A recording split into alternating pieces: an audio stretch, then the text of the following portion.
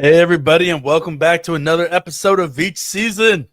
We are your guest hosts, Kramer, Sansone, and Rocky Magaña. We are coming here pinch hitting once again for Brett Veach, who cannot be here today because it turns out that he was the secret third punchman in the Starbucks scuffle between Jordan Schultz and Ian Rappaport. He was actually the instigator all along. Everybody thinks that it was actually football related why they got in a fight, but in actuality, Rap Sheet wanted oat milk and Veach snuck soy milk into his latte, and then he put sugar-free vanilla in Schultz's cappuccino, and he wanted blonde roast and he gave him the normal roast, and shit hit the fan. So that's what happened. Starbucks at the combine because Veach was just up there stirring the pot. Why? Because everybody's trying to figure out what the Chiefs are going to do this draft season. And you know what's better than a smoke screen? A complete effing diversion whatsoever. Just take all the attention off of you whatsoever. So because of that, Veach has a lot of heat on him right now. Things are hot. So he's laying a little low. So he's back at the homestead trying to lay low. You know, he's got ops out there, you know, gunning for him at the moment. You know, he can't pop his head at a Starbucks, a Panera, an Einstein Brothers, a filling station if you want to go local there in KC. Scooters. Scooters. My buddy Bo Nelson, who owns Key Coffee down there in the River Market area, and also at the Nelson Atkins Museum. So Thou Mayest Coffee. He can't show up at any of these coffee spots around town because if he does, somebody is pissing in his espresso. It's on site. Like he has mole. Like the NFL has moles around town and at every coffee shop waiting for Brett Veach to come in and order something just so that they can, you know, like put a little extra sour foam on the top of his drink. So was that at a Starbucks that happened at? It was at a Starbucks. Was it at Schulte's Starbucks his dad owns, or it may have been the one that Schultz's dad owns. I just remember that there was something said and Schultz said, "Don't F with me." And then they actually got into a legit scuffle. Yeah. So what happened was Schultz said, basically, keep your effing name out of my mouth. You got something to say, you effing say it to my face. And Ian Rappaport said, "You're 5 inches taller than me. I'm getting security."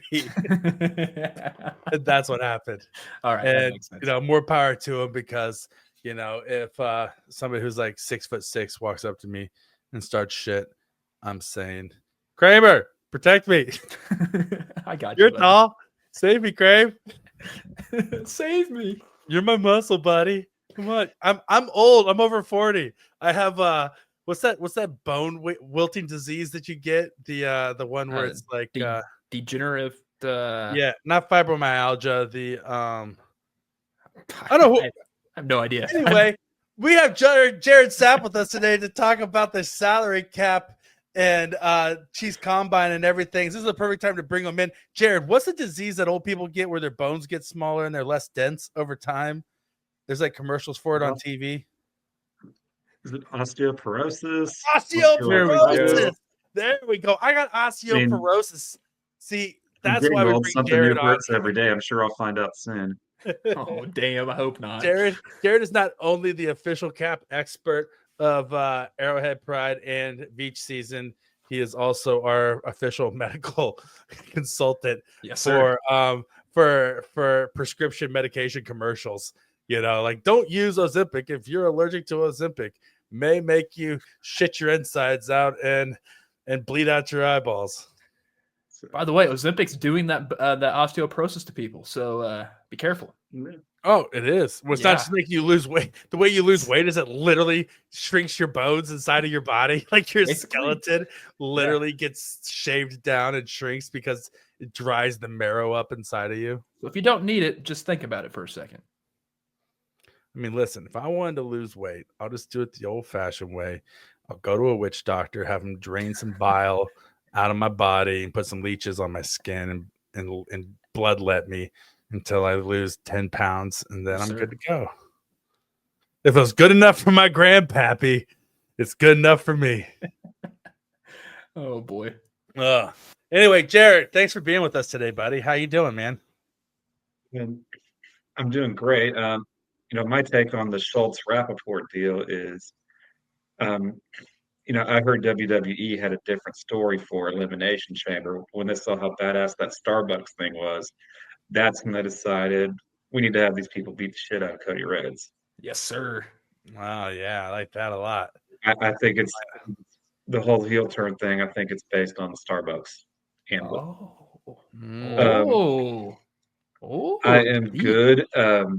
Writing about the Chiefs salary cap right now. It's either all or nothing. There's either zero Chiefs news and nothing to write about, or it all just comes at once, usually at the last minute, right in the evening when I'm about to do something else. Um, had some pretty good Chiefs news over the weekend with the combine, and I got some takes. We can talk about the cap tonight. Sick. Sweet. Love that. Love that. The big brain, Jared Sapp, the math master, is here. No relation to Benny Sapp, apparently, though. Or Warren Sapp. Or Warren Sapp. Even though they look like they look like They're cousins. Like they look like they could be twins, but Jared Sapp and Warren Sapp are Like, only cousins. They go to the Yeah. cookout together. the original, like, block the sun defensive tackle and one of the smallest cornerbacks I think ever got on the field in the 90s really are cousins.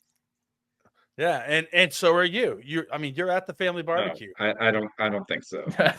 We think so. I mean, look at the family resemblance is clear. You may want to go on ancestry.com, get your DNA done, and see what family ties you guys have there. The Sapps run deep throughout the South, and Texas is South adjacent. We're putting too many clues together, Jared. You might actually be related to him. All my family lives in southern Missouri. Okay. It's still South. Still South. That's still part of the Confederacy.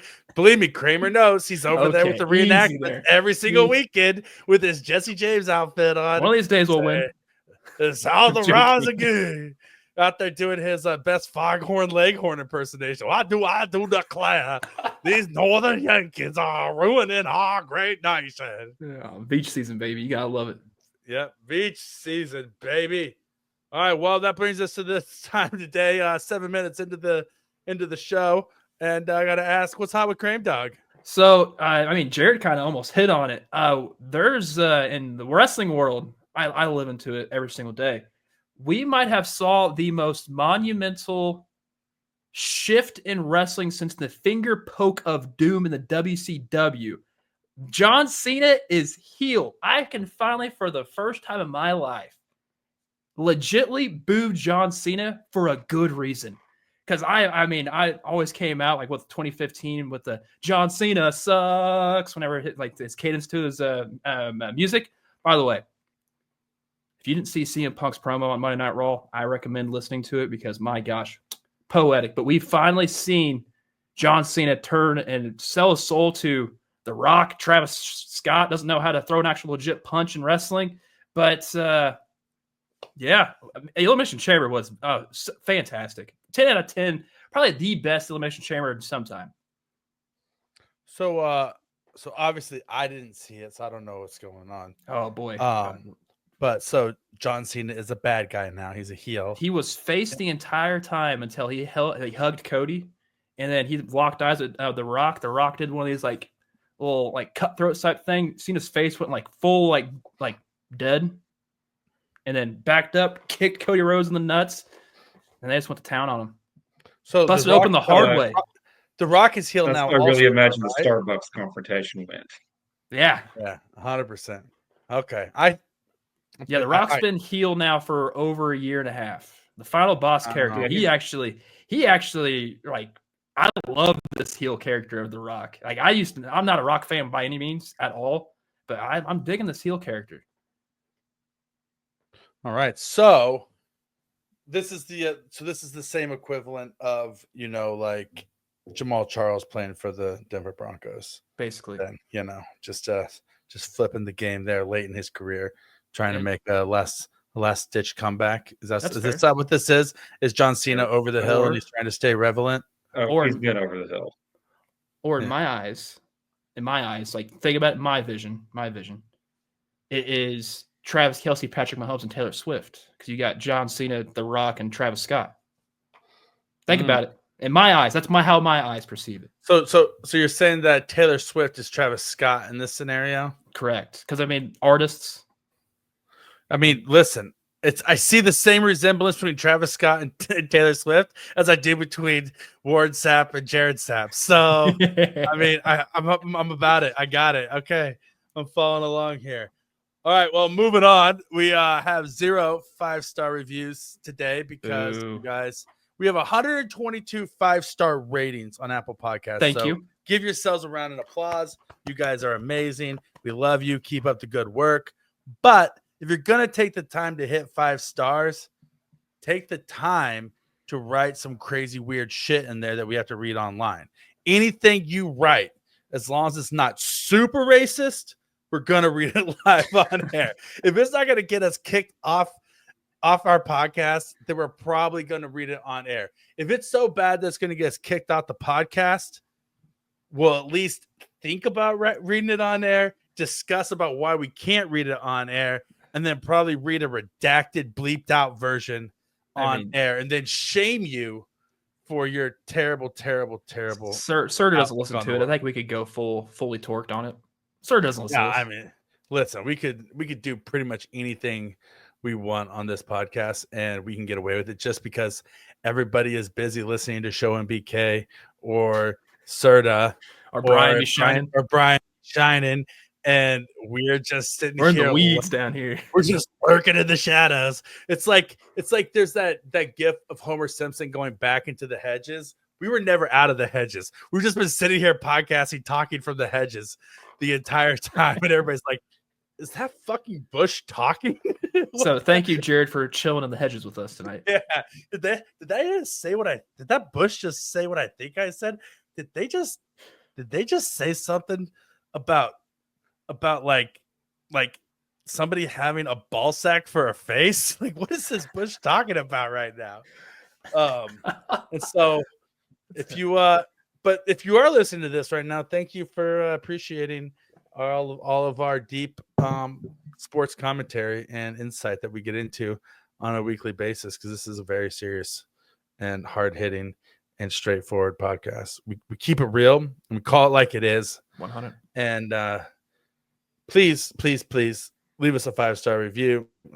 Leave us any kind of weird comment you want so that we can read it live on air and give you the credit for being the weirdo and the Veachy that you are. Because if you like this show and you're listening to us right now, then you got to be a little weird. Like only there's a show, there's some other podcasts out there that claim to have the word weird in their title and be like the weird cheese, like, bitch, please.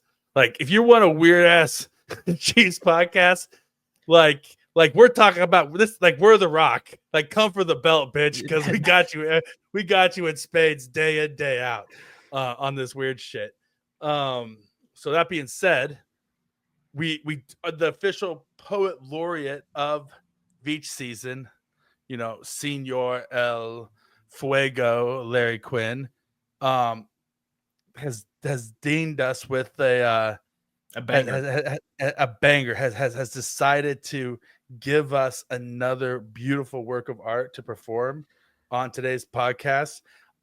More than a poem, today he has given us a song to perform live on the air to the tune of Taylor Swift's Shake It Off, called Shake It Off and Run It Back, a love poem to Travis Kelce. It's to the tune of Taylor Swift's Shake It Off. So Kramer, are we gonna try to duet and like both sing this simultaneously? I gotta get the cadence in my head real quick. I don't know if I can do this, Rocky. I mean, I can do it if you can't do it. If you're too much of a bitch and you're too scared, if you're gonna live life scared, how about this? I'll be your backup. All right, you gotta at least give me like a shake it off. Okay, and at one point I'll pause it and I'll throw it to Jared, and he's just gonna drop about 36 bars of freestyle. just tight, dope ass bars of freestyle. Every single word has to rhyme with orange, and just go for it. So I'll point to you, Jared, that you hit it. All right. That being said, I'm gonna hit play, and there's a little bit of an intro, and so I'll start singing once the lyrics kick in. And so if there's any dead air, I'll try to do like a okay, some sort All of right. like a build up to it. Okay. Is it building up right now? Nope. It is now. All right. Okay, all right. Yeah, Rocky, you can't hear you. Oh no, you can't hear me. Oh no, that was a failure. Now I can hear you now. So I when wonder. I played it in my ears, it cut out my microphone. Oh, I guess you just got acapella it. All right, shit just got real. All right, here we go. Here we go. This is where listen. This is what champions are made of, though, right? Things don't go right. Everybody's against you, right? Like Russia is in the media. Okay, let's not get political. Well, we're not going to get political. We're not going to get political on here. But I'm going to say one thing really quick. I'm going to get political for a second. I'm not going to get political, but I'm going to get political. I don't give a shit about Republican versus Democrat, but I will say this. There's way too many Americans that obviously did not grow up watching movies in the 80s, because otherwise you would realize that if you watched Red Dawn, Rocky IV, played the game Contra, anything that happened before 1990 in cinema tells you that we're not on the same side as Russia. Russia's the bad guys. Oh, yeah. So, listen, I'll never be on the side of Ivan Drago. I'll never be on the side of I will always be in Colorado fighting for America's freedom, like in Red Dawn. And with that being said, here we go. I'll do my damnedest to try to for America. I'm gonna sing this goddamn Taylor Swift remake. That's a love song to Travis Kelce from the one and only Larry Quinn. They took the field that season. He gave it all they had. A warrior in red and gold. A warrior in red and gold. That loss, yeah, hurt bad. The critics tried to doubt him. Said the Chiefs were losing steam. Losing steam.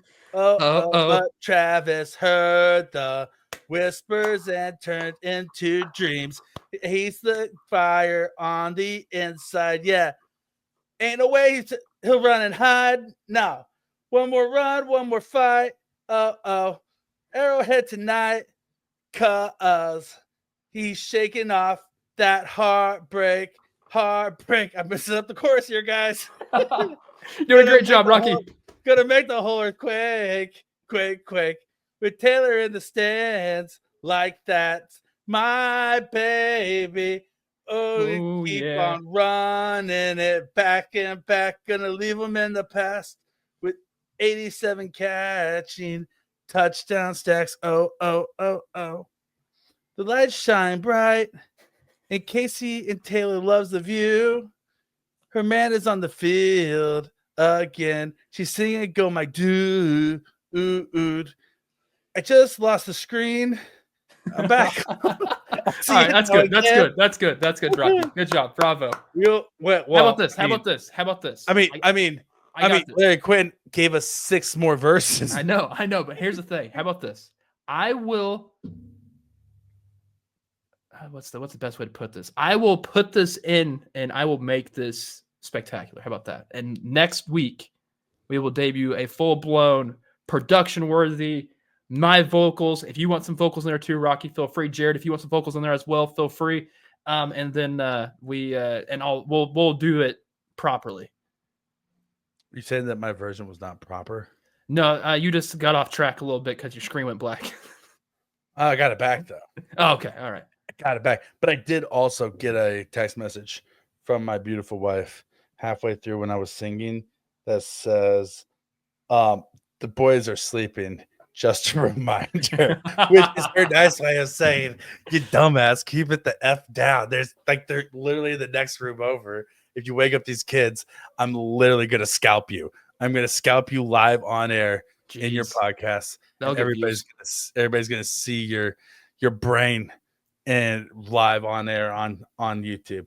And it would happen because we know that Serta doesn't watch this, so he would just blindly post it, my ass getting murdered live on the internet. But no, I promise you, I will get a production worthy value out of this. We're gonna take this. We're gonna make this go viral. I just gave you the world's greatest vocals, so of course, if you can't take those lines of gold and spin that into a top 40 hit, is your tongue blue? Yeah, my tongue is blue. What you been doing with the Smurfs? Well, I was sucking off Papa Smurf before I got on this podcast. Like, try and slut shame me for sucking off Papa Smurf. You chose the wrong dad. I'm a father of two with a wife and a mortgage. You think I'm ashamed to suck off a 95-year-old Smurf? No, I'll do what I want. Jesus, Kramer, shame on you. Oh, let's get to cap talk. Anyway, so as I was saying, we have the official Veach season cap specialist Jared Sapp here with us today to talk about the salary cap. So Jared, first things first, salary cap went up this year. It was expected to be in the 275-ish range. It's 279. So not really too much, didn't really come in too much over what people were expecting, but a little bit over. Is that right? Yeah, and it's still like over a $20 million increase from last year. Most people probably noticed that as soon as the Chiefs found out the cap went up so high, they went and franchise tagged a guard, and now they're at Arrowhead Pride. We're estimating that right now the Chiefs are at about minus $16.9 million in cap space. Ooh. Well, and that's because you have Creed Humphrey making, the most guard money in the that actually doesn't kick in. Center. That doesn't really kick in until 2026. Actually, like Creed's going to make next year. Like next year, Creed's going to make a little bit over $7 million. Out of everybody on the team right now, who's the one that's like clogging up the cap? Is it the Trey Smith tag? Because I'm truly shocked they tagged him, if I'm being honest. I mean, I was really shocked that they tagged him, but I kind of suspect that they're not that far apart on a long-term deal.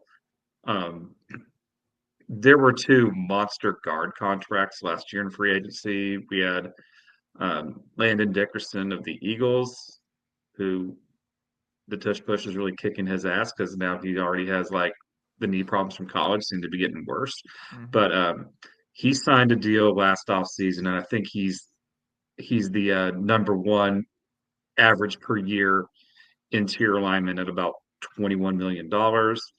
And then Robert Hunt signed a deal with the Carolina Panthers last year, and I think it was like a 5-year, over $100 million deal. But it had the key thing is it had about $50 million guaranteed, and he's going to make at least 3 years and $60 million on that contract. So you had two monster guard contracts last year. I don't think it's going to be that hard to get Trey Smith signed. The parameters are already there. Like a lot of your negotiations should already be there. He's going to come in making a little bit over what Dickerson makes in guaranteed money. Certain account on X, who may or may not be the fabled Pretty Ricky from last year's free agency, seems to have it on authority. He's going to get a 4-year deal worth $23 million a year. I kind of think that's probably going to happen. And if he signs that, it'll probably lower his cap hit from right now, $23.4 million. It'll probably lower it to about the $7 million range as far as the cap hit. But the idea that they're going to give him a lot of money and signing bonus up front because Travis Kelce, Jawan Taylor, and Joe Thuney are all coming off the books next year. And so you can kind of spread it out more. The last few real mega deals the Chiefs have done, especially for offensive line, they tend to really like paying guys the same amount of money every year. Like even Jawan Taylor, I think people kind of get overblown by what a bad contract it is. I mean, it's certainly not great, but it's not like it's the worst contract football has ever seen. I mean, he made exactly $20 million. each year. Now it's got restructured last year. The cap hits are a little bit out of whack for that. In the first year, like he made minimum base salary and got like an $18 million signing bonus to pay him exactly $20 million that year. I think Trey Smith is probably going to sign a deal that consistently pays him probably $22-23 million per season in cash. But I bet that first year cap hit lowers to about $7 million once they factor in his signing bonus and stuff. So So- once the deal gets done, there's some restructure contracts like that, and then boom, make everything work. Like Brett Veach knows what he's doing clearly. So Yeah, and I mean, it's pretty obvious where the Chiefs are going to get money to restructure contracts from. Like Patrick Mahomes is going to make $49 million this year between a base salary and his Cinco de Mayo roster bonus. So they can save about, if they want to, they can save as much as $39 million by restructuring Mahomes. He's not going to play under a $66 million cap hit. Now, the downside is you're structuring this year, which they're going to.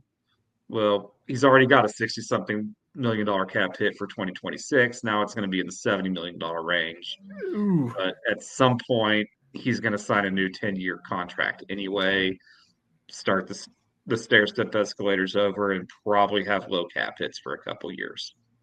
Yeah, the idea is basically right. They just so like he's Right. not going to play out the length of his contract, so he can push it down the road, and then with the And- idea that then you're going to sign him to another extension and just give him a huge ass signing bonus to make up for the money. And the other real likely area they have to gain some cap space from, every mega deal you sign in the NFL is designed to be restructured after a year. They signed Chris Jones to a mega deal last year. Well, his whole second year salary is guaranteed. And I put this out on X, and people are like, "Oh, but then he's going to be, if you restructure Chris Jones, he's going to be 33 years old, and then his cap hits are going to be about $40 million." If he has guaranteed salary, I don't really get why people care whether it hits this year's salary cap, next year's salary cap. I mean, you're going to pay it anyway. Like, Yeah. I mean, Yeah, it's not like you're going to cut. You're not cutting him, right? You know, No. like And I mean- that's the thing. You're not cutting Travis Kelce. You're not cutting Chris Jones. no. They're going to play Like, out. if I have a really good deal on my credit card where I'm going to get cash back for buying something I'm going to buy anyway, like I'll put it on my credit card and pay for it at the end of the month and get a little bit of bonus. People get really tied up in the salary cap hits, like, oh, I would like to see this player have a lower hit.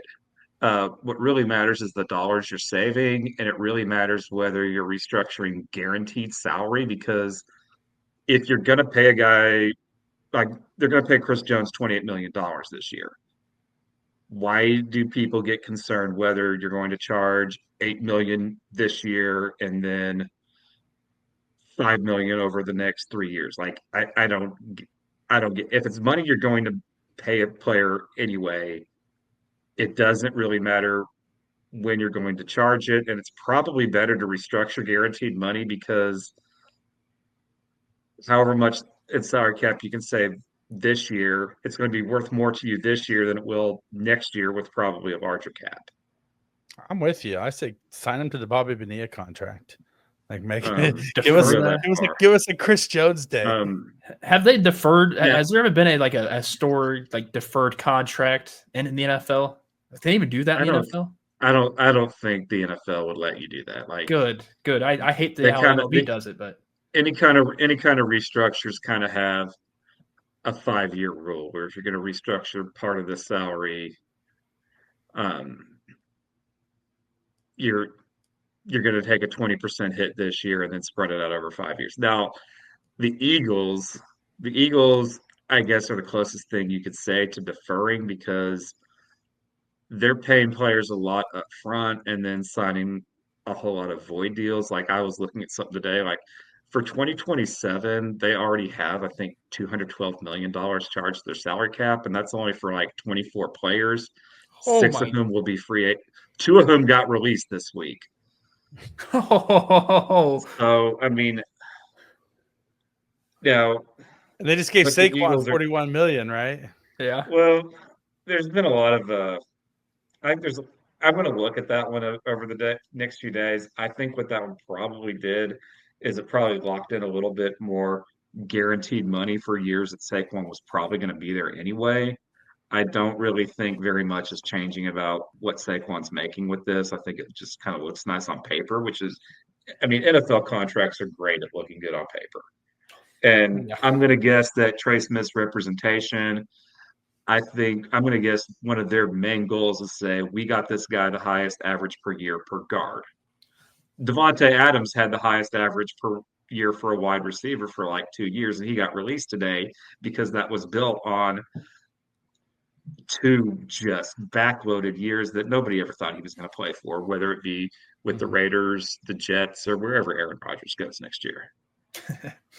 Yeah, which is probably going to be the Raiders. Honestly, Honest. let's see it. I'm thinking it's going to be the Giants, but Yeah, Giants. Just stay in New York, just stay in the stadium where he's been cursed and just completely underperformed. yeah, why not? I love it. I love that for the Giants. So, I mean, right now it doesn't look the Chiefs cap situation doesn't look good, but I think that they'll get something done with Trey Smith um before they have to be under the cap, I think a week from Wednesday, like Wednesday, I think March 12th, that's when they have to be under the cap. I think before that legal tampering period sets off, I think they'll get something done. That's the Saturday night before legal tampering starts is when they finally got a deal done with Chris Jones last year, and kind of didn't look like it was going to happen. I think there's better vibes there. And again, so much of the guard market's already been negotiated. There just shouldn't be a lot of parameters. It'll be interesting to see how much they do restructure from Mahomes and probably Jones. But also, there's not a ton of places in this coming free agency where I'm like, yeah, let's throw money at that player. And I think it's going to turn out to be that great an idea. So let's talk about that for a minute. Obviously, because Trey Smith was the big money guy that the Chiefs obviously wanted to retain, and it appears that they're still attempting to do so. Who else of the pending free agents for the Chiefs do you think that they're going to try to bring back, or they would like to bring back? I'm really surprised there hasn't been more buzz with Nick Bolton.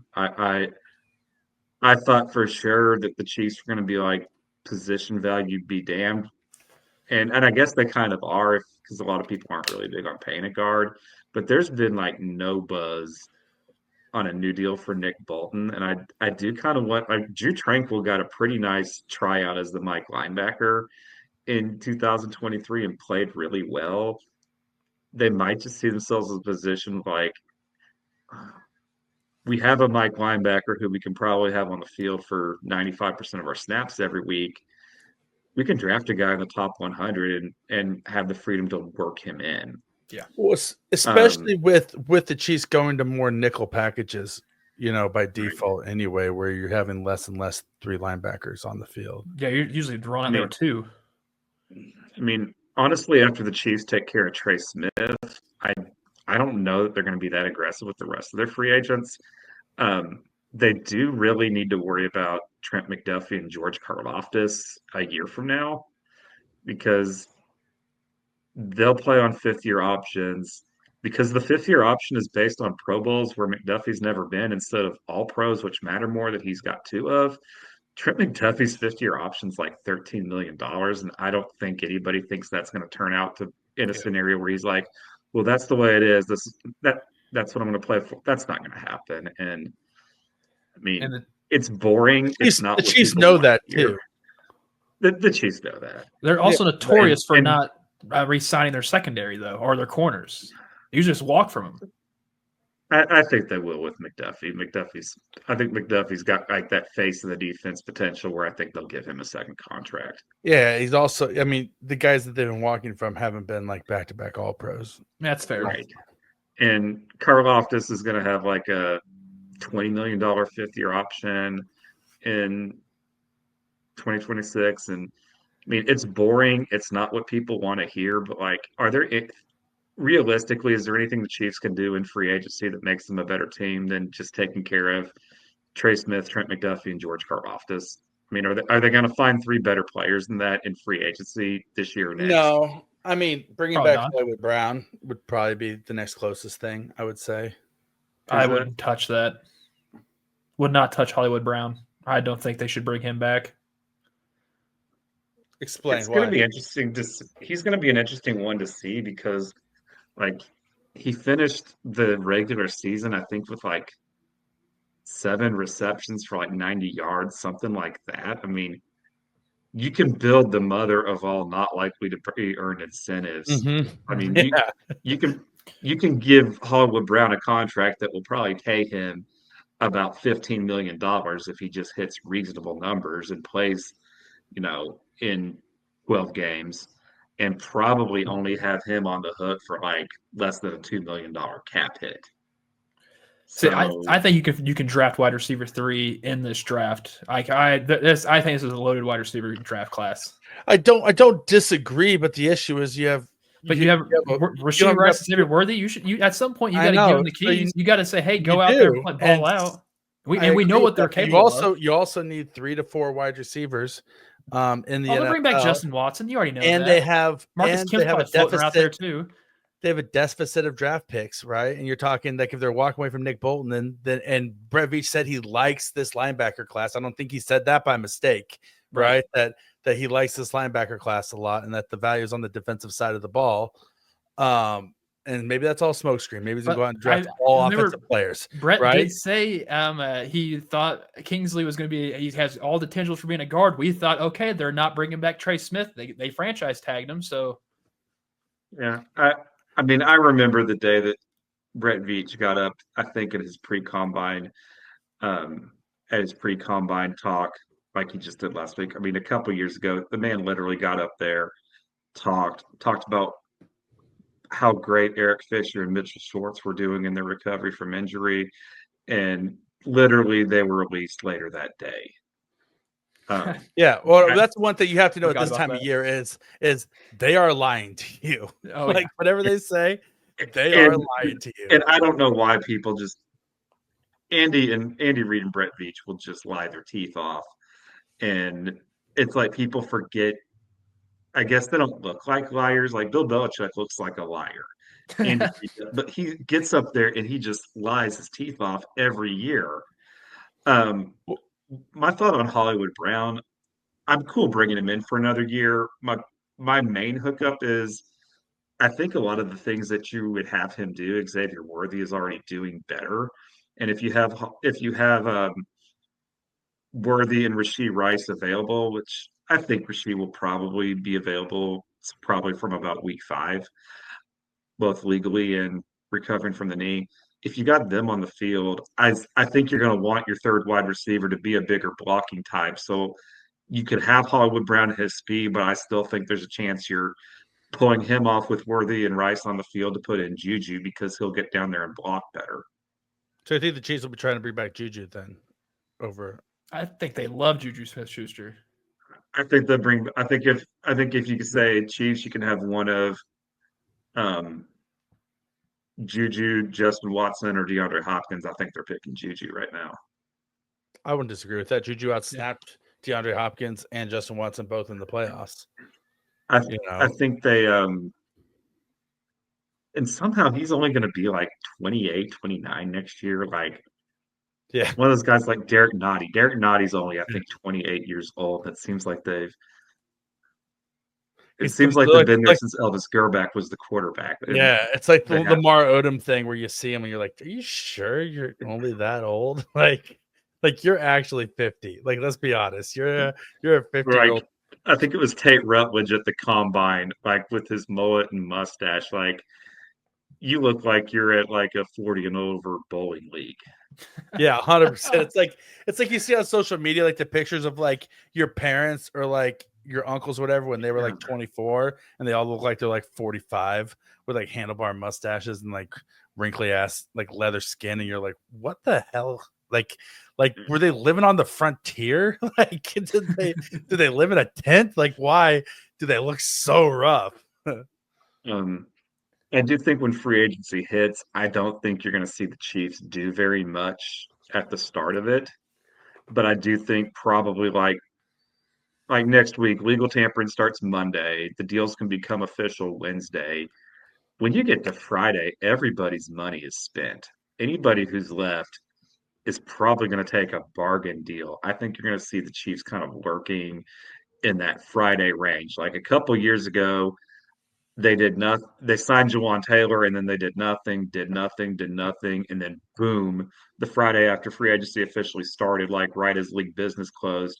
I get a message from Pete Sweeney, editor in chief of Airhead Pride, like, "Hey, the Chiefs just signed Mike Edwards and Drew Tranquil. Can you write something up like that?" Like, just came out of nowhere, and they both signed at bargain rates because the Chiefs waited to see who's left after everybody's money spent. I think you're probably going to see a lot of that this year. I think the nature of this year's draft probably necessitates that.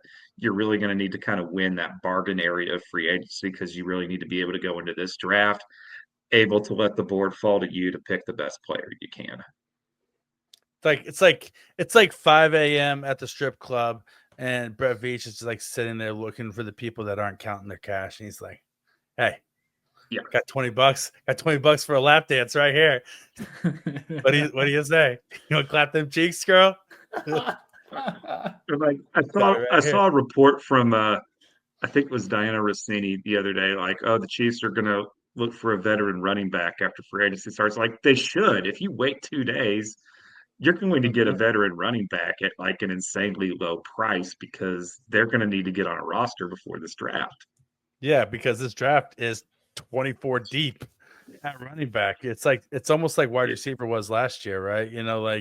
Like if you're a veteran and you're not signed to a roster by the time the draft happens, then you're not playing this you're going to year. be watching the TV like apparently Kareem Hunt like literally texted the Chiefs the day after Isaiah Pacheco broke his ankle. Like that's what you're going to be reduced to.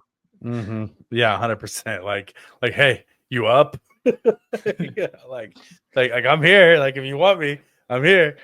It's just sending Brett Veach football squirt emojis like at 2 a.m. in the morning. Like, hey buddy, I'm here. You And want to come over by the way, for the it? free agency class for the running backs is not great. No, but the wide receiver class is exceptional, which is also why I think that Hollywood's not going to demand as high of a contract as some might have thought, or Juju especially. Like because you got Stephon Diggs, Chris Godwin, Devontae Adams. Like you have some big names that are going to be out there in free agency this year, demanding pretty large contracts. Now maybe not as large as they would have once, in their careers. There's going to be some team that overpays for them. Oh yeah. And let's not forget Allen Robinson, right? Allen Robinson's available, guys. So He's been available for how long? yeah. So Josh Palmer is available as well. It's actually a fit that I like. If Josh Palmer's still there on Friday and I haven't signed a wide receiver, that's a player I'd be calling if I was Veach. Yeah, I would like Josh Palmer a lot. I wouldn't mind De'Ami Brown either. He's going to be out there a bit. He does a lot of the same things that Xavier Worthy's going to do, but he is going to be that another field stretcher for you. But Josh Palmer is a little bit larger than De'Ami Brown, so yeah, no, I wouldn't hate seeing Josh Palmer in a Chiefs I mean, uniform. Josh Palmer can get downfield and make Xavier Worthy a better player. Yeah, 100%. No arguments here, Jared. Obviously, rarely are there arguments against what you say because you're a pretty smart dude. So we're just saying like besides Trey Smith and Juju Smith-Schuster, pretty much everybody else, at least initially, is going to walk, right? Is that our feeling? I think so. I mean, it's going to be interesting because Tershawn Wharton's a player that I respect the hell out of, and I actually hope he gets a pretty nice payday somewhere.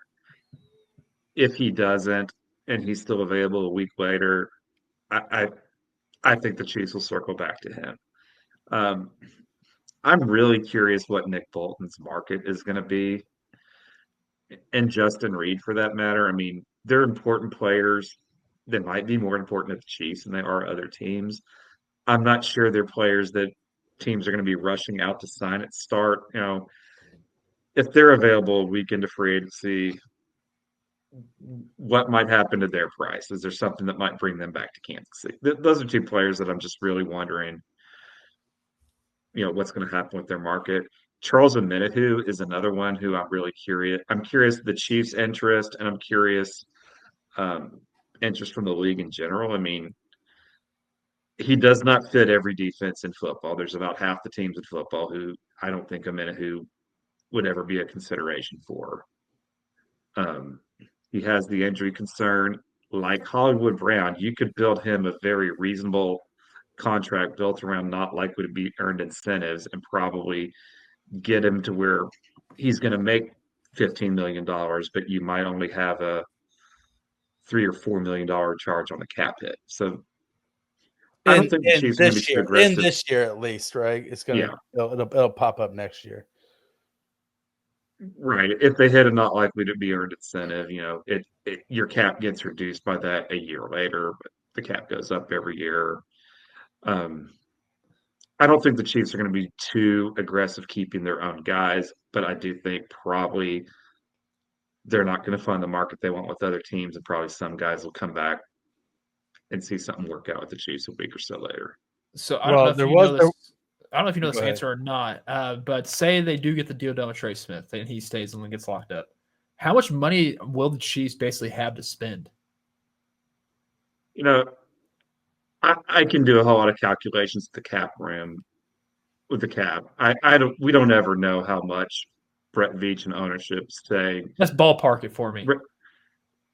I mean, I don't know what their budget is. I mean, because no matter what you do saving cap space, it's real dollars coming out of somewhere in the budget. Like, Right.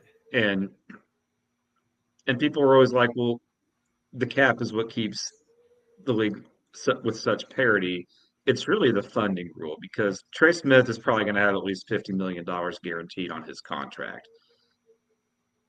Clark Hunt and ownership is going to write that check for every guaranteed cent he's going to make that day. Oh yeah. Mm-hmm. So That to put that's that why money you rarely see a team like showing out more than maybe two mega deals in the same offseason just because up front it's so expensive. Well, If you that was the didn't whole have to do thing. that step, if you didn't have to do that step day of, I think teams would probably spin because then you Yeah, really would have that temptation to spend today and pay tomorrow.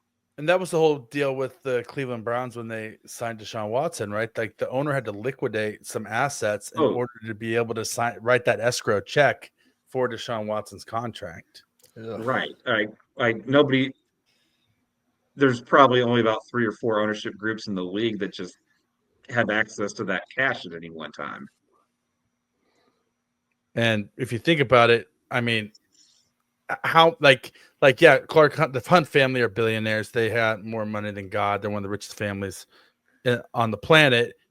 But at the same time, they also have $500 million in escrow for Patrick Mahomes at any given moment. You know what I mean, right? And so, like, you got to take in consideration, the other players on the roster as well. That's not just like, oh, they're going to put $50 million in escrow for Trey Smith.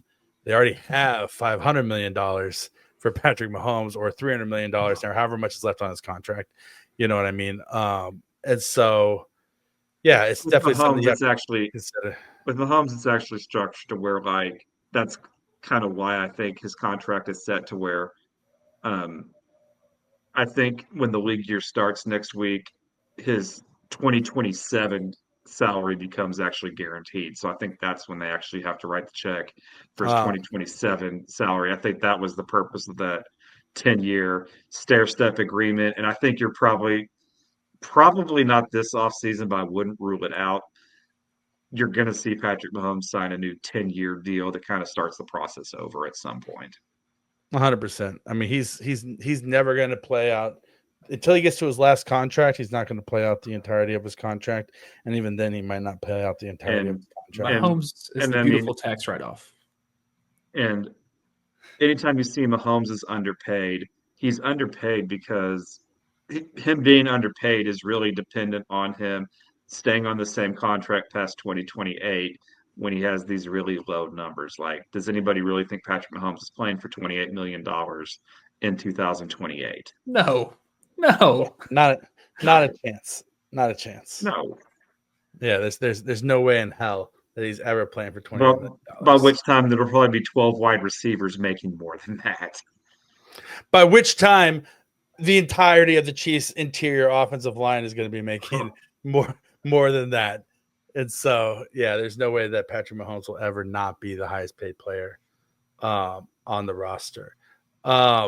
It's funny, though, going back to Justin Reed, there was a quote unquote report out there. Put the quotes on that. The quotes. Quotes on the word report that the Chiefs were not going to bring back Justin Reed, and Justin Reed replied to that on Twitter saying, "That's news to me." Now, obviously, players replying to stories about them maybe get off social media a little bit there. I mean, I've had Chris Jones like a tweet before. Well, so have I, and I love that. But I mean, at the same time, like don't like negative responses. I'm saying like the negative responses. Maybe Right. like Patrick Mahomes is really good at just ignoring the negativity and that He blocks aspect. out the noise. But And as far as I know and what I've heard, and and obviously I'm not like at One Arrowhead Drive or anything stupid like that. Like there's been no public or whispered decision of Justin Reed, and that the report was actually a hot take. And I think it's important that you differentiate the difference between reports and hot takes. A report is you're basing it on something that you've heard from a credible source that you can source that story to. A hot take is your hunch, your gut feeling, right? Like I could say, I have a hot take that maybe the Chiefs are going to trade Trey Smith, and they franchise tagged him because Brett Veach wants to send him to his buddy Mike Borgonzi, and he wants to control where he goes and make sure that he gets his best friend a good player to start off being GM with. That could be true, or it could be total bullshit. But that's the risk you take with a hot take is you're making a call. Like that's why it's hot, right? Because it's risky. But that's not a report. And there's a lot of people out there putting word report on things when it's actually just a hot take. So that grinds my gears. I personally don't think they bring back Justin Reed because I think he's gonna be too pricey for them. Well, that's your take. Is that a report or is that a take? That's a take. That's a take. What's your take on it, Jared? They're bringing him back, or did you get a report that says that they're retaining him or that they're letting him walk? yeah, I have no report, and years of doing this have taught me that if I'm going to say something about Justin Reed's contract, I usually try to put his name in a way that it's not easily searchable. Smart man, big brain. That's fair. I don't think they will bring him back, and they probably won't. And by all reports, they had him trading Jaden Hicks to be his replacement throughout most of the year. Safety's a weird position in free agency, though. I mean, safeties tend to kind of linger, so he's another one. If he's still there a week into free agency, and Kansas City's offering a $2 million deal that's similar to what he's seeing it from anybody else is offering him. I don't think I don't think they're going to have an extension done to where he's locked up before free agency and stays off the market. I think there's enough good feelings there, though, that if his market doesn't develop, I think he'd come back. Like a couple years ago, they just let Tyrann Mathieu get to free agency, and I think the vibes from the front office kind of were like, this is a true separation. We're not bringing this guy back, and he lingered into free agency until finally signing with the Saints. The Chiefs probably could have just came back to him 2 weeks later and said, this is what we're offering. And I bet they could have worked something out. I think that's maybe more realistic with Reed. The Chiefs also kind of, though, tend to like to just pass that leadership from player to player. And it wouldn't surprise me if they're really trying to say, this is going to be Trent McDuffie's room now. Thank you for your service. But like, this is the voice we want leading the room now. It'd been kind of weird with the secondary. 100%. And it's weird because Spagnuolo really values the safety. Like he's always had a high paid safety, right? Since he's been in Kansas City. But he does cycle through them. as well. So it's interesting. I don't think that if I gun to my head, they don't bring him back. But if they did, it wouldn't That's your shock. If That's I'm your going to take, make a right? prediction, what's that? That's your take, right, Rocky? Yeah, that's my take. It's not my Gotcha. report. Yep. Okay. What's your I agree. prediction? I think he plays somewhere else, but the longer he's in free agency, the more I think that they probably work something out and bring him back. But I'm not gonna transition there until he's been on the market for maybe a couple weeks. That makes sense. Yeah. I could totally see that happening. All right, before we get out of here, let's talk a little bit of combine. We had the combine over the weekend, boys. Combine recap. A lot of guys running in their underwear. A lot of guys jumping really, really high. Hot take. Here's my take. Verticals doesn't matter in the NFL. If you look at the top verticals in the history of the combine, there's like you get down to like number 15 and you have Eric Berry. But like tied, you have like Chris Conley for the best. Like it's just a list of Jags who are really good jumpers. I wish in the NFL. for the vertical they put pads on. And then Well, that's also, if you're a wide receiver who can jump 45 inches in the air, if you have to jump 45 inches in the air to catch a football, then your quarterback is shit. Yep. I mean, that's just be honest, right? Like no quarterback is purposely putting the ball 45 inches off, like above the head of his wide receiver, even if it's a jump ball. So because his ass is gonna get pushed out of bounds, like you jump 45 inches in the air, they're gonna throw your ass out. They're gonna push your ass out of your bounds. feet won't be touching the ground. They'll probably just catch you to push you out of bounds. Yeah, and so it's I think that vertical is extreme. Like, yeah, sure, it shows an explosiveness of the athlete, yada yada yada. But when we're talking, I'll bring up the list of the top verticals of all time, and it's not an impressive list of players.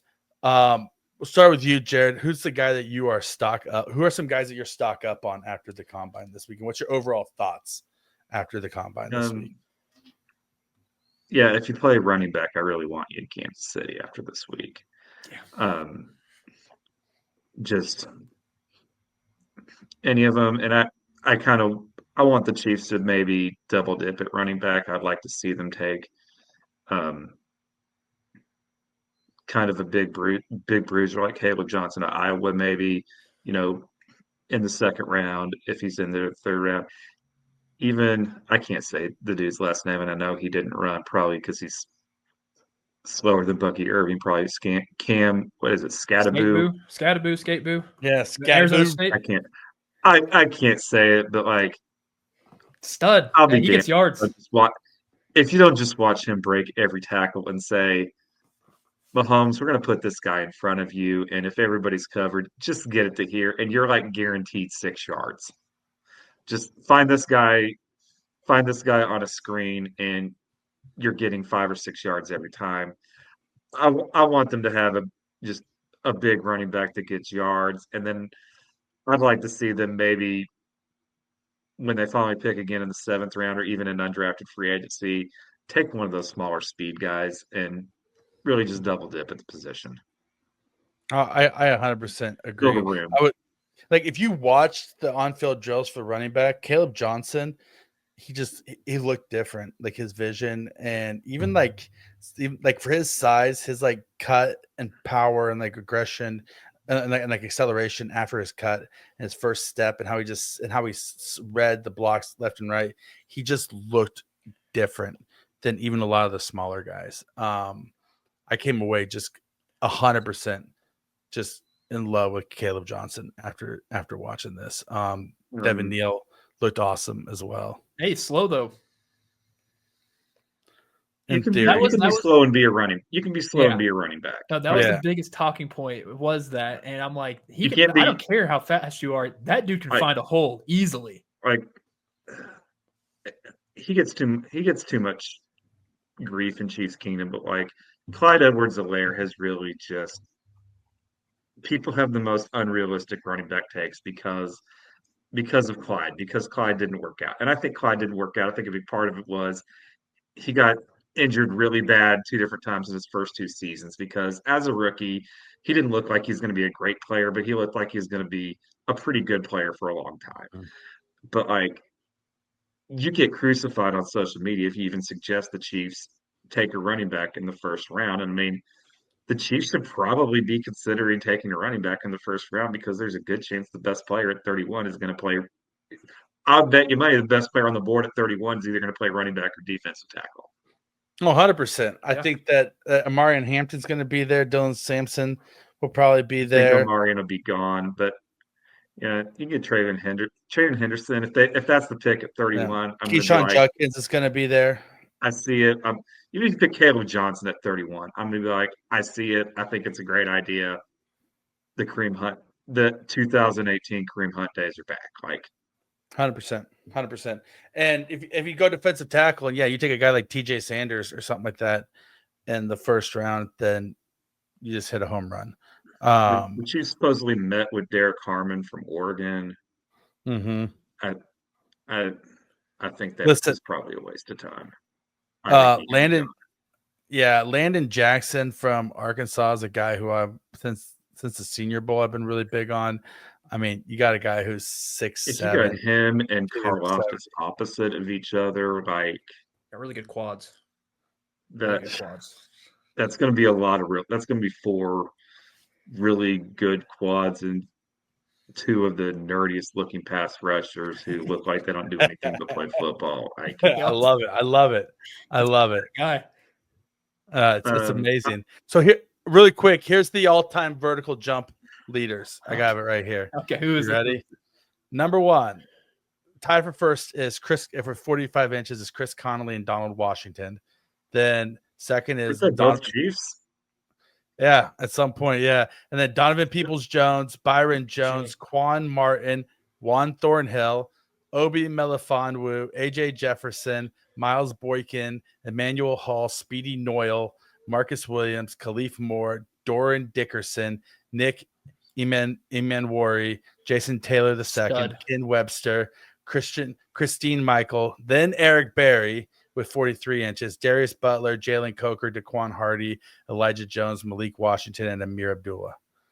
Like that's the top vertical jumpers in the history of the combine. Pretty And sure Jason Taylor II is a Chief right now. I think he signed a reserve future deal with the Chiefs. So Yeah. Chiefs like guys who can jump out the room. Apparently they do, but at the same time, like we're not playing basketball here, so we really don't need shit. It's not a great indicator of on-field success, is what I'm saying here. Right. And so yeah, it's a nice to have, but I'm not taking a guy off my board if he has a 31-inch vertical and he plays linebacker. Or running back even. Gone are the days of the dive play for the most part, and you can find somebody who can get up over the tackles if need be. And so, all right, Krame, what's your takeaway from the combine? Running backs were great. I thought the entire time the running backs they put on a show. That Nick Imanwari, his stock rose like it. Even inches in my pants it rose. He's going to be a stud. I think he has all the tangibles to be an elite safety in this, or see where they put him at. The tight end class mid. It's not. Rondé Gadsden looked amazing though. There's only 3 people. He didn't run. Yeah, but in the gauntlet, he looked awesome. I watched him at the Shrine Bowl, and I like Rondé Gadsden II. I'm sure he wishes he could play in the NFL when his dad did, where you could just be tall and go run 5 yards and catch a pass, and that's what a wide receiver did. He did some good things at the Shrine. I don't think he's going to be much of a blocker. So, I mean, I think he's Jody Fortson with a dad who played in the NFL. I mean, if he finds a situation where he can get a high target role immediately, I think he has a pretty good chance. But I don't think he blocks well enough to be the second tight end on the field in 12 or 13 personnel.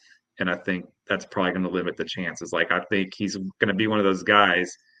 I don't think he has to be Antonio Gates, but I think he's got to just show from the start, Mm-hmm.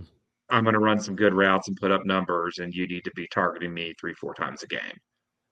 This tight end class reminds me of the Dalton Kincaid draft class. It's not going to be good. I think there are going to be some decent guys there that might fill out a slot. I mean, that's just how I perceive it. You didn't have Loveland running. You didn't have Warren running.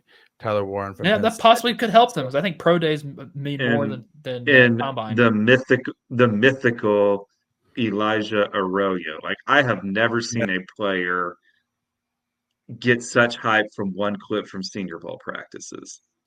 Well, no, Mike Green got 100% hype from one rep in a Senior Bowl practice where Elijah Arroyo had before this year, he had played 11 games over the previous 2 seasons.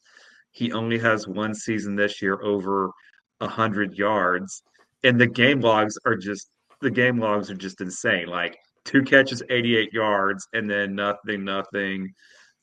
3 catches for 60. It's just like there's nothing about his game logs that makes you think he's anything but like the ultimate lottery ticket. But he had one really big clip on social media from the Senior Bowl that everybody is so excited about. It's 100% people fall in love with like the potential and of the athlete and their upside. And listen, if it's not on film, then you're drafting. Like, I want to draft football players and not athletes, right? Like, I'm not drafting a guy who can run and jump in his shorts. I'm drafting a guy who can play football. And if it's not on the film, then I got questions. Did y'all see Gunnar Helm's ankle?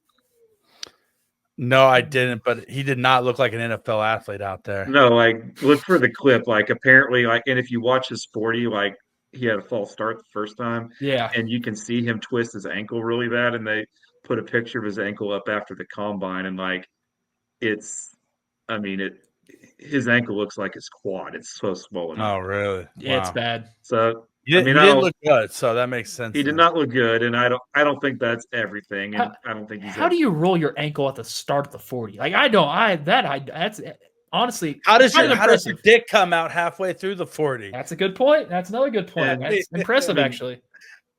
Tight end's the one position though where I'm like, just about anything they're going to put on that RAS card matters, because if you're not a freak athlete at the tight end position, you're probably just a guy, unless you play for Baltimore, because Mark Andrews and Isaiah Likely, neither of them are tested super well.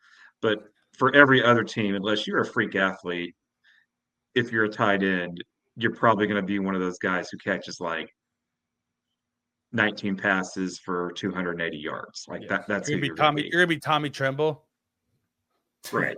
And it's not bad. I mean, he had so much potential coming out into that draft. So if you're not an athletic freak, you're not going to be a tight end anybody wants on your fantasy team. Yeah, 100%. So, how are we feeling about Harold Fannin Jr. after the combine? Then, not great. I mean, if you're going to be that small for a tight end, you got to move faster. Mm-hmm. Now, I always thought people were kind of lazy comparing him to Travis Kelce, when I think maybe Kyle Juszczyk probably would have always been like a better comparison for what you might have in him. I mean, I think he's going to be a good player. Again, I don't think he's ever going to develop into a tight end that anybody's taking in the first 2 rounds of a fantasy draft. Yeah, no. Mm-mm. No, I don't think there's. I think him and Bryson Nesbitt are closer together than him and Travis Kelce, and that's fair. And that's saying something, because I don't think Bryson Nesbitt makes an NFL roster. And again, he's definitely not. I like Harold Fannin, but like when you have a draft prospect, like anytime anybody's talking about him, they show like the same 3 plays from the Texas A&M game when Bowling Green played Texas A&M, and they're outstanding plays. But if the same plays always come up anytime somebody's doing film on a player, that usually says something. It's a tell. So you're in Texas right now. I have a Texas question for you. Texas football, not Texas University. Just it's a Texas A&M question. All right, what happened to Moose Muhammad at Texas A&M? He just disappeared. What happens to anybody at Texas A&M? Like, that's fair. Texas A&M is weird. What happened to Shamir Stewart, where you're apparently like built in a lab and you can't do anything? He's the perfect example of drafting somebody who looks good in their underwear and not a football player, right? I kind of forgot about him. Like, I don't want to draft Shamar Stewart because he doesn't play football. He's just really, really athletic, right? Like give me, like, I don't know, give me Elijah Roberts over Shamar Stewart because at least it looks like a pretty solid football player. Big Elijah Roberts fan. I really liked watching him at the Shrine Bowl. I think he's someone the Chiefs are probably going to be looking at real closely. Maybe at the end of day 2, but probably with that 4th round pick before it looks like they're going to be off the clock for a little while. He's a perfect fit for the Chiefs, and he's probably a undrafted free agent for half the league. But his power and his moves, I'm a pretty big fan of. I'm a really big fan. So before we get out of here, let's just really quick give me a couple draft crushes that you got right now, Jared. I went to the Shrine Bowl, so it's probably going to be, players I got to get a look at, players I met. Roberts is definitely going to be one of them. I think he's just the perfect fit for the Chiefs. A player who did not test very well, but he didn't test so bad for a defensive tackle that I think it really matters. I just think JJ Piggies from Ole Ole Miss. Miss. I think he's just a fun player. I got to meet him at the Shrine Bowl. Just hell of a nice guy. I love the clip of him doing fullback drills. Like, you're looking at a guy who was originally signed with Ole Miss as a tight end, and then eventually became a nose tackle. And such a nasty front 4 they had this year. And he rushed for 7 touchdowns. Like, this 330-pound nose tackle got on the field and rushed for 7 touchdowns. He told me if he got drafted from the Chiefs, he's going to drop his own play where he throws a pass to Patrick Mahomes. Like, just a fun guy. Like, fun. And he didn't test great. He didn't test terrible. He did not have nose tackle is a position where you can deal with some numbers in the red if you know what you're doing. I like him. Your job is to not be moved, not necessarily to move. And another player who I met at the Shrine who I thought had a really good combine was Texas Tech tight end Jalen Conyers. I'm probably going to go back to the film and maybe look at him some because he was at Arizona State and then Texas Tech and never put up really good numbers, but he had really good testing numbers at the combine. I thought he did some pretty good things when I saw him in the Shrine Bowl, and he's somebody who I think could maybe be a good combination. He's a good blocker and a good receiver. In a disappointing tight end class, he's somebody I think I'm going to go back and look at some more. All right. Kramer, give me a couple draft crushes. Gosh, Johnny Barron from Texas. Like, I want the Chiefs to draft him at 31. I think he's got it all. I think he does. He's not going to be a corner. You're not drafting him at corner or anything by any means. But I fell in love with him. So that's the problem, though. So you're taking a safety at 31. I mean, if he's going to be he might be the best available there. I think this is a loaded defense. I think he'll be gone by then. Yeah, he may be. He might be. I think all right, you can go ahead. I'm curious. I think he's probably going closer to 20 than 31 at this point. Interesting. After the combine performance he had, I wouldn't be surprised. The guy I alluded to earlier, the Nick Imawari, that guy's I'm telling you, I fell in love with him the entire time. You just want the Chiefs to draft a safety of the first round. I'm telling you, Justin Reed's gone. But those two dudes you still got Jaden Hicks and Brian Cook. Those two dudes, the Arizona State's running back, Cam Scadaboo. I love him. I fell in love with him. But yeah, those are 3 guys that at least stood out to me the most.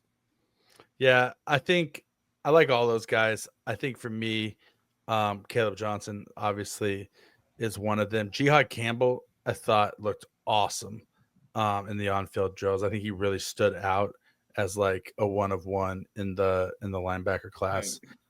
And if Nick Bolton left and you're able to go from your main linebackers being Bolton and Tranquil to Tranquil and Campbell, I think you're going to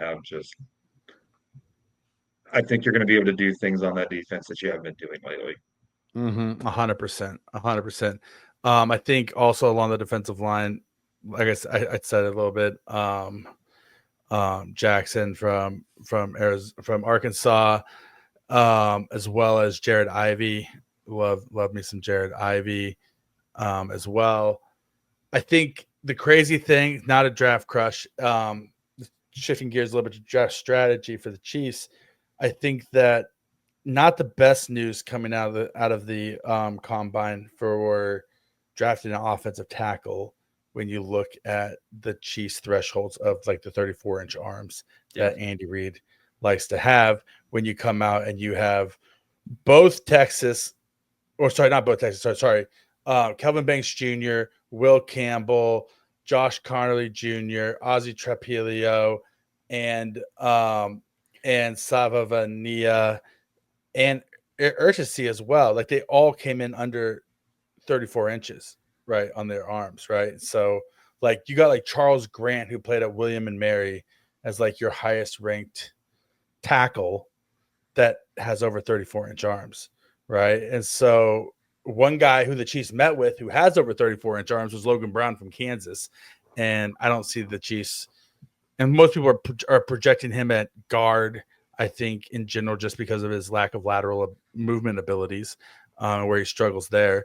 John Williams, who I really like out of Cincinnati, was one of the tackles who meets that threshold. And then, of course, the biggest man on the history of planet Earth, Holland Pierce, also had 36-inch arms, but 9.5 inches. Holland Pierce might be the largest human I've ever stood next to. Yeah, he is just awesome. like. I didn't get to interview him, but like he was on the sideline right where I was standing at the Shrine Bowl practice. Like that's when you're like 350 and you lost 80 pounds to play football at Rutgers, like that's insane. But it also shows his dedication to the game. I saw a documentary on him. I'm a big fan of Holland Pierce because he was homeless when he walked on at Rutgers, and so I always like drafting hungry dogs. So if they draft Holland Pierce late in the draft and then they say let's have an open competition, I'm actually kind of okay with that. Another guy I liked, I forgot, Chris Paul Jr. He might he's CP4. CP4, yeah, CP4. And not shocking, just like his dad, he has no vertical. That's fair. He's a linebacker. I don't want him to be verts. Yeah. Paul was also at the Shrine Bowl. He was only there for, I think, the first 2 days of practices that I was at. He did not play in the game. I think he left town after the second day of practice. But just when you're seeing him with some of the other players on the field, just a different caliber of player. He's really good. I think little undersized. I think he's probably going to keep him in that round 3, maybe top of round 4 range, just because there's some size, but he's so good in coverage. I'd take him at pick 95 all day, man. That'd be a steal. Too. Yeah, that would be awesome. All right, 2 more things before we get out of here. First thing, what are the Chiefs going to do at tackle then? Right, if all the top prospects we're not saying they're off the board, but they're definitely not meeting the thresholds that the Chiefs love to have out of a guy. Is this going to be a situation where they make a trade for somebody? Are they going to try to sign a guy in free agency who maybe is a reclamation project? Like, what's your hunch and your gut telling you, Jared? I think they're going to spend the early days of free agency chasing those Donovan Smith type feelings. And it might be Donovan Smith because we found out this week that he injured a hip working out. And that's because you saw last year, why don't the Chiefs sign Donovan Smith? Just bring Donovan Smith in. Well, 32 teams do not seem to be calling him. And it turned out he was injured. I think you're going to see them try to really just set a floor at that position. Maybe it's Smith himself. Maybe it's let's see what DJ Humphries can do if he's actually in a camp. maybe it's Dan Brown, the most boring option I can think of to fix it. But um, I think they're going to set a floor. I think despite the guard talk, I do think they're going to try to encourage Kingsley to show us you're one of the best five and we'll put you somewhere. Um, I wouldn't be shocked if in OTAs you might actually see let's see what Jawan Taylor looks like on the left side, because I do think if you're going to re-sign Trey Smith, I don't think you're getting the most out of Trey Smith if you're not putting him next to more of like a road grader right tackle. So Yep. I I think Trey Smith is more valuable with Kingsley or even Wanya Morris, or is your right tackle to where you can really open some run lanes. Um, I don't think they're going to draft a tackle very high. I don't think they're going to treat pick 31 is where we're going to find a left tackle.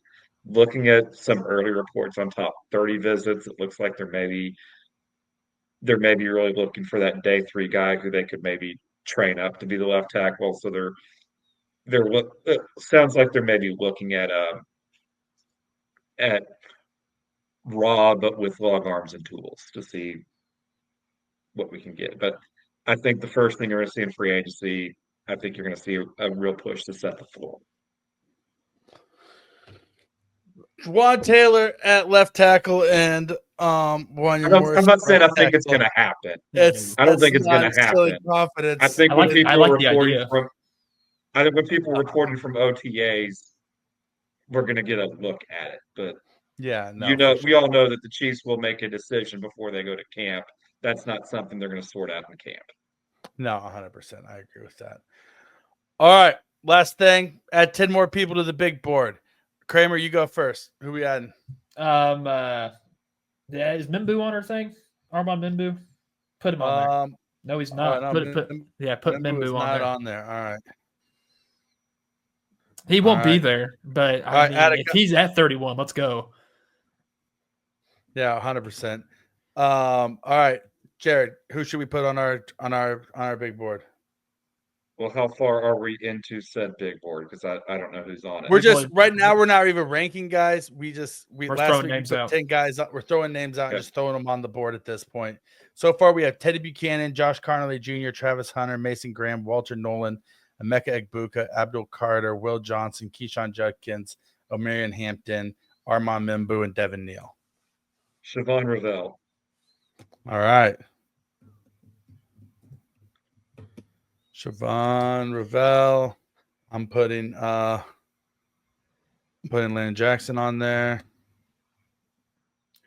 Throw Jack Kaiser from Notre Dame. Jack Kaiser from Notre Dame. All right. That's 4 guys. What is that note? That is That's 4 guys so far. All right. Give me another name. Jared. Jalen Royals. Nice. Deep cut. Love me some Jalen Royals action. I'm going to go with this next one. I'm going to do it. I'm just going to put I'm putting Jared Ivey on there because I really like how he looks at edge rusher. All right, Jared Ivey. Jack Beach from TCU. All right. I love some Jack Besh. Or Besh, sorry. Besh. Yeah, big fan of Jack Besh.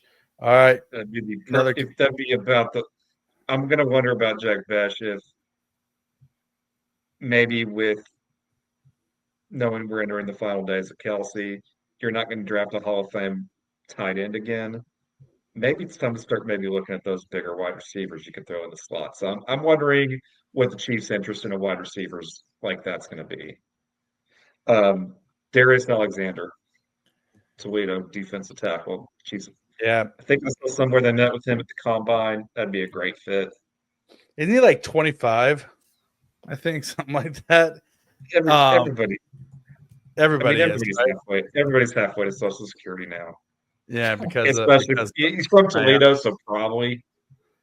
Yeah, 100%. I think I'm gonna go another big wide receiver just because I'm a fan of his. He didn't run. Actually, no. You know what? I'm gonna go with another wide receiver, but not a super big one. But I'm gonna go with Jalen Noel. Oh, okay. From Iowa State. I like both of the Iowa. Yeah, because he's a local kid. I have both the Iowa State running backs. I mean, wide receivers looked awesome. Jaden Higgins being the other one, he looked amazing also at the combine. All right, I think this is the 10th one. Lastly, we'll put quarterback Brady Cook because he wants to meet with Patrick Mahomes and pick his brain. That and also they need a backup quarterback. Yeah, it's not going to be a rookie, but sure, it's going to be.